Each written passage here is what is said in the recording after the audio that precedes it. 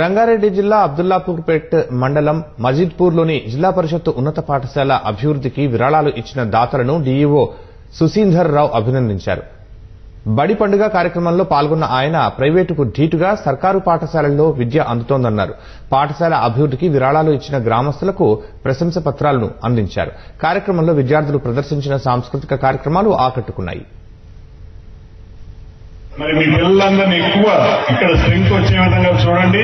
పిల్లలు ఎవరైనా ఇంకా ప్రైవేట్ పాఠశాలకు వెళ్తుంటే ఒకసారి 6 నెలల తర్వాత వచ్చి చూడండి ఎంత మంచి ఎడ్యుకేషన్ అందుతుందో. ఈ గ్రామస్తులు ఎవరైతే మరి మీ ఆర్థిక సహాయం మీ చేతులు విప్పి ఎంతమంది అయితే విరాళాలు ఇచ్చారో వారందరికీ నేను మనస్ఫూర్తిగా నమస్కారం చేస్తున్నా.